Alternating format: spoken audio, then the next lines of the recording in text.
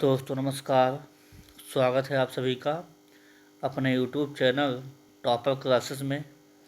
आप लोग देखेंगे आज सामान्य हिंदी के कुछ महत्वपूर्ण प्रश्नों को लेकर आया हूँ जो बेहद ही इम्पॉर्टेंट हैं, जो आगामी होने वाली बिहार में सक्षमता परीक्षा और वीपीएससी TRE 4 के लिए बेहद इम्पॉर्टेंट होने वाले हैं। एक बार ज़रूर देखिएगा। इसके अलावा जो भी वनडे एग्ज़ाम हैं जैसे यूपी टेट है, एसटेट है, एसएससी जीडी है, सीटेट है, रीट एग्ज़ामों के लिए भी अति महत्वपूर्ण है। अंत तक बने रहिएगा आप लोग। अगर कंटेंट अच्छा लगे तो प्लीज़ चैनल को लाइक कीजिएगा, सब्सक्राइब कीजिएगा। हम लोग चलते हैं पहले क्वेश्चन की तरफ। पहला क्वेश्चन है, जिसका इलाज ना हो सके वाक्यांश का एक शब्द पूछ रहा है। असाध्य होगा, दुसाध्य होगा कि क्लिष्ट होगा कि असोच होगा। कहने का मतलब ये हुआ कि ऐसी बीमारी जिसका इलाज संभव ना हो उसे हम लोग कहेंगे, वो कैसा है, उसे हम लोग कहेंगे असाध्य है। क्या है? असाध्य। ऑप्शन नंबर इसका ए पहला जवाब सही हो जाएगा। पहला जवाब सही हो जाएगा। जिसका इलाज ना हो सके उसे हम लोग कहते हैं असाध्य। समझ में आ गया होगा आप लोगों को। अगले क्वेश्चन पे हम लोग बढ़ेंगे। अगला क्वेश्चन है, बहुत अच्छा है प्रश्न। हिंदी में स्वतंत्र रूप से बोले जाने वाली अक्षर क्या कहलाते हैं? स्वर कहलाते हैं कि व्यंजन कि वर्ण कि अक्षर? बताइए आप लोग। जो स्वतंत्र रूप में बोले जाने वाले अक्षर होते हैं उन्हें हम लोग स्वर कहते हैं। ऑप्शन नंबर पहला इसका सही जवाब हो जाएगा। और जो स्वरों की सहायता से बोले जाते हैं, जो स्वरों की सहायता से बोले जाते हैं उन्हें हम लोग क्या कहते हैं? व्यंजन कहते हैं। ऑप्शन नंबर उसका क्या हो जाएगा? उसका ऑप्शन दूसरा हो जाएगा। जो स्वतंत्र रूप से बोले जाते हैं उन्हें हम लोग स्वर कहते हैं। जैसे अ बड़ा, ई उ ऐसे जो होते हैं इन्हें हम लोग स्वर के अंतर्गत रखते हैं। इनमें किसी की सहायता जो है नहीं ली जाती है। अगले क्वेश्चन पे हम लोग चलेंगे। अगला क्वेश्चन देखिए आप लोग। अगला है, इम्पॉर्टेंट है कि भाषा के शुद्ध रूप का ज्ञान किससे होता है? लिपि से कि व्याकरण से कि लिखित भाषा से कि इनमें से कोई नहीं? अगर भाषा का शुद्ध रूप आपको पहचानना है तो हम लोग उस पर किस पर चलेंगे? हम लोग चलेंगे उस पर व्याकरण पे। ऑप्शन नंबर इसका जो है दूसरा सही जवाब हो जाएगा। व्याकरण से जो हम लोग शुद्ध रूप ज्ञान का प्राप्त होते हैं। भाषा का जो शुद्ध रूप है वो व्याकरण से हमें मिलता है। अगले क्वेश्चन पर हम लोग बढ़ेंगे। अगला क्वेश्चन है, गीतांजलि के रचयिता कौन हैं? महादेवी वर्मा कि प्रेमचंद्र कि रविंद्रनाथ टैगोर कि इनमें से कोई नहीं? जो गीतांजलि पुस्तक है उसके रचयिता हैं रविंद्रनाथ टैगोर। ऑप्शन नंबर इसका तीसरा सही जवाब हो जाएगा। इसके अलावा जो भारत का जो राष्ट्रगान है वो भी जो है रविंद्रनाथ टैगोर जी ने लिखा है। जन गण मन, जन गण और मन, वो भी जो है रविंद्रनाथ टैगोर जी ने लिखा है। इसलिए ऑप्शन नंबर इसका तीसरा सही जवाब हो जाएगा। अगले प्रश्न पर हम लोग चलेंगे। अगला प्रश्न है कि मजदूर मेहनत करता है किंतु उसके लाभ से वंचित रहता है। बताना है कि सरल वाक्य है कि मिश्र वाक्य है कि संयुक्त वाक्य है कि इनमें से कोई नहीं? सरल वाक्य होते हैं जिनमें एक ही साधारण वाक्य होता है। जैसे कहता मजदूर मेहनत करता है, बस हो गया, तो सरल वाक्य होता है। मिश्र वाक्य वो होता है जैसे जैसे वैसे उसे, ये शब्द आ जाए तो मिश्र वाक्य हो जाता है। जब किंतु आ जाए, परंतु आ जाए, और है, तथा है, किंतु है, जब ऐसे आपको बीच में शब्द मिल जाएं तो वहाँ पे हो जाता है संयुक्त वाक्य। ऑप्शन नंबर इसका तीसरा सही जवाब हो जाएगा। अगले क्वेश्चन पर हम लोग बढ़ेंगे। अगला प्रश्न है कि व्यवहार में वह बिल्कुल वैसा ही है जैसा उसके पिताजी। इसमें आपको बताना है वाक्य कैसा है, सरल वाक्य है कि मिश्र वाक्य है कि संयुक्त वाक्य है कि इनमें से कोई नहीं। बताइए आप लोग। व्यवहार में वैसा ही है जैसा उसके पिताजी, वैसा जैसा आ जाए तो वहाँ पे सीधे हम लोग मिश्र वाक्य लगा देते हैं। ऑप्शन नंबर इसका दूसरा सही जवाब हो जाएगा। अगले क्वेश्चन पे हम लोग बढ़ेंगे। अगला क्वेश्चन है रामचरितमानस की भाषा क्या है। बताइए भोजपुरी है कि प्राकृतिक है कि ब्रजभाषा है कि अवधी। जो रामचरितमानस के जो रचयिता हैं आप लोग कमेंट कीजिएगा कि रामचरितमानस के जो रचयिता हैं वो कौन है। इनकी जो भाषा है, इनकी भाषा थी अवधी। इसमें कितने कांड हैं, इसमें 7 कांड हैं। कितने कांड हैं, 7 कांड हैं। अगले क्वेश्चन पे हम लोग बढ़ेंगे। अगला क्वेश्चन अलंकार से संबंधित बहुत अच्छा प्रश्न है कि तविन तनुजा तट तमाल तव बहुछाए में कौन सा अलंकार है। ता है, किता है, किता है, किता है, किता है। यहाँ पे एक ही वर्ण है, कौन सा। तावर्ण की आवृत्ति बार बार हो गई। किसकी, तावर्ण की जो है आवृत्ति बार बार हुई है, इसीलिए यहाँ पे कौन सा अलंकार हो जाएगा। जब एक ही वर्ण की आवृत्ति बार बार हुई हो, जब एक ही वर्ण की आवृत्ति बार बार हुई हो, उससे हम लोग कहते हैं अनुप्रास अलंकार। ऑप्शन नंबर उसका पहला सही जवाब हो जाएगा। अगले क्वेश्चन पे हम लोग चलेंगे। अगला क्वेश्चन है बहुत अच्छा है। 3 बेर खाती थी वह 3 बेर खाती है में कौन सा अलंकार। बहुत अच्छा प्रश्न है, कई बार वनडे एग्जाम में पूछा गया है प्रश्न। 3 बेर खाती थी वो 3 बेर खाती है में कौन सा अलंकार है। कहने का मतलब है पहले वो 3 बेर खाती थी, पहले 3 बेर खाती थी। बेर का मतलब होता है फल। अब वो 3 बेर खा रही, मतलब 3 बेर में तो खाना खा रही 3 बार। बेर का मतलब होता है, एक होता है फल वाला बेर और एक होता है बार वाला बेर, 1 2 3। अब 3 बेर खा रही है तो शब्द एक ही है मगर उसके अर्थ भिन्न भिन्न हैं। जब एक ही शब्द के 2 भिन्न भिन्न अर्थ हो जाए वहाँ पे हो जाता है यमक अलंकार। कौन सा हो जाएगा, वहाँ पे हो जाएगा यमक अलंकार। ऑप्शन नंबर इसका दूसरा सही जवाब हो जाएगा। अगले क्वेश्चन पे अगर ना समझ में आया हो तो कमेंट कीजिएगा फिर से आप लोग, मैं बताने का प्रयास करूँगा। अगले प्रश्न पर हम लोग चलेंगे। अगला है कि अधजल गगरी छलकत जाए का अर्थ है। अध्यापक के द्वारा गर्व प्रदर्शन, अत्यधिक बोलना कि संभल कर ना चलना, चौथा है अपनी छोटी सी बात की प्रशंसा करना। अधजल गगरी छलकत जाए जो हो जाएगा, इसका पहला ऑप्शन सही बैठ रहा है कि जो अल्पज्ञ होता है द्वारा गर्व का प्रदर्शन। ऑप्शन नंबर इसका ए बेहतरीन जवाब हो जाएगा। मतलब बहुत लोग होते हैं ना, उनके पास होता थोड़ा है मगर दिखावा बहुत ज़्यादा का करते हैं, उसे कहते हैं अधगल गगरी छलकत जाए। पढ़े लिखे कम हैं मगर डींग जो है लंबी लंबी हाँकते हैं, ऐसे लोग जो है छलकते ज़्यादा हैं। इसलिए कहा गया है अल्पज्ञ द्वारा गर्व का प्रदर्शन। अगले क्वेश्चन पे हम लोग चलेंगे। अगला क्वेश्चन है हे प्रभु मेरी इच्छा पूर्ण करो में कौन सा कारक है। अधिकरण है कि संबंध है कि संबोधन है कि अपादान। हे प्रभु,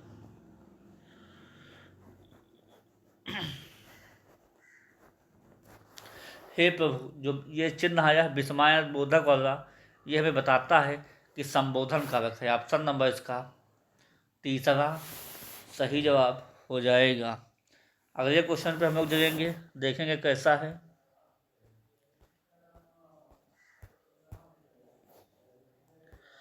अगला बहुत अच्छा प्रश्न है कि वृक्ष से पत्ते गिरते हैं, इस वाक्य में किस कारक चिन्ह का इस्तेमाल हुआ है? अधिकरण का, कि संबंध का, कि संबोधन कारक है, कि अपादान कारक? बताइएगा आप लोग। वृक्ष से पत्ते गिरते हैं, अगर वृक्ष से पत्ते गिरते हैं मतलब पत्ता अलग हो गया है, किससे?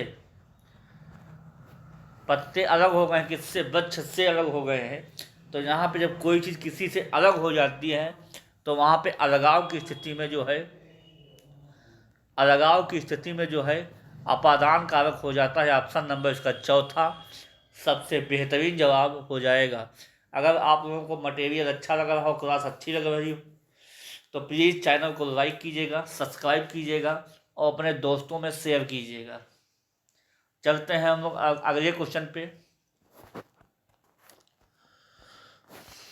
अगला क्वेश्चन है, यह घोड़ा अच्छा है, इस वाक्य में यह है संज्ञा है, कि सर्वनाम है, कि विशेषण है, कि सार्वनामिक विशेषण? बताइए। यह घोड़ा अच्छा है, संज्ञा वे होते हैं जो किसी वस्तु स्थान आदि का बोध कराते हैं। किसी नाम, किसी वस्तु, किसी स्थान का, उसे हम लोग संज्ञा कहते हैं। सर्वनाम वो होते हैं जो संज्ञा के स्थान पे प्रयोग होते हैं। यहाँ पे संज्ञा कोई शब्द नहीं आया है, उसके स्थान पे यह इस्तेमाल हुआ है, तो यहाँ पे जाहिर सी बात है यह है, वह है, मैं है। जब आदि शब्द आ जाए तो वहाँ पे सर्वनाम हो जाता है। ऑप्शन नंबर दूसरा सबसे बेहतरीन जवाब हो जाएगा। अगले क्वेश्चन पर हम लोग बढ़ेंगे। अगला क्वेश्चन है कि आदर शब्द में विशेषण बनेगा, आदरकारी बनेगा, कि आदर पूर्वक बनेगा, कि आदरणीय बनेगा? आप लोग बताइएगा। देखिए, जो आदर का विशेषण बनेगा वो बनेगा आदरणीय। ऑप्शन नंबर इसका तीसरा सही जवाब हो जाएगा। समझ में आ गया होगा दोस्तों आप लोगों को। अगले क्वेश्चन पे हम लोग बढ़ेंगे, देखेंगे। अगला क्वेश्चन है, बहुत अच्छा है प्रश्न है, कि निम्नलिखित में से कौन सा शब्द स्त्रीलिंग है? स्त्रीलिंग बताना है। उत्साह है, चक्रव्यूह है, कि मृत्यु है, कि संकल्प है? बताइए। उसका उत्साह बहुत ज़्यादा, उसके उत्साह बहुत ज़्यादा है, तो जाहिर सी बात है पुल्लिंग शब्द है। उत्साह कैसा है? पुल्लिंग शब्द। उसने चक्रव्यूह की रचना की चक्रव्यूह की रचना की, ये भी जो है अपने आप में पुल्लिंग शब्द है। मेरा संकल्प मुझे पूर्ण करना है, ये भी पुल्लिंग शब्द है अपने आप में। मगर जो मृत्यु है, उसकी मृत्यु हो गई, मतलब स्त्रीलिंग शब्द यहाँ पे आ रहा है। तो जो मृत्यु है ये कैसा है? स्त्रीलिंग शब्द है। ऑप्शन नंबर इसका तीसरा सही जवाब हो जाएगा। समझ में आ गया होगा आप लोगों को। अगर पुल्लिंग और स्त्रीलिंग की पहचान करना हो तो उस शब्द का आप लोग जो है सेंटेंस बनाकर देख लीजिए। अगर पुल्लिंग वाला आ रहा है तो पुल्लिंग लगाएंगे, स्त्रीलिंग वाला आ रहा है तो स्त्रीलिंग लगा देंगे। समझ में आ गया होगा। अगले क्वेश्चन पर हम लोग बढ़ेंगे। अगला क्वेश्चन बहुत अच्छा है, कि भरपेट में कौन सा समास है? अव्ययी भाव समास है, कि कर्मधारय समास है, कि तत्पुरुष समास है, कि बहुब्रीहि समास? बताइए आप लोग कि भरपेट में कौन सा समास है। देखिए, भरपेट का मतलब होता है पेट भर के, पेट भर के। जब पेट भर के हो जाएगा तो यहाँ पे उपसर्ग लगा हुआ है, भर। क्या लगा है? उपसर्ग है। और एक अव्ययी भाव शब्द है, कैसा है? अव्यय है। और जहाँ पे अव्यय और उपसर्ग आ जाए वहाँ पे कौन सा समास हो जाएगा? वहाँ पे हो जाएगा अव्ययी भाव समास। ऑप्शन नंबर इसका पहला सही जवाब हो जाएगा। अगले क्वेश्चन पे हम लोग चलेंगे। अगला है, चंद्रशेखर में कौन सा समास है? अव्ययी भाव समास है, कर्मधारय समास है, कि तत्पुरुष समास है, कि बहुब्रीहि समास है? आप लोग बताइएगा। देखिए, जब भी आपको समास को पता करना हो हम लोग तुरंत उसका जो है विग्रह कर देते हैं। क्या कर देते हैं? विग्रह। जैसा विग्रह बोल रहा होगा उसके अनुरूप जो हम लोग समास लगा देते हैं। देखिए, चंद्रमा के समान है शिखर जिनका, चंद्रमा के समान,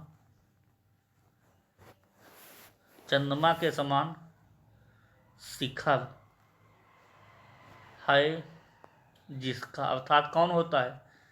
चंद्रमा के समान शिव किसका है?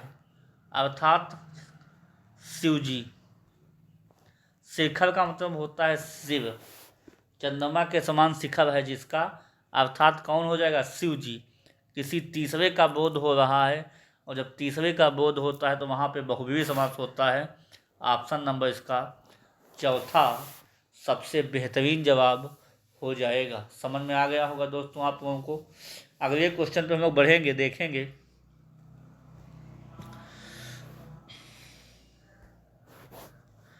अगला प्रश्न है, बहुत अच्छा है, कि सदैव शब्द में कौन सी संधि है? बताइए आप लोग, सदैव शब्द में कौन सी संधि है?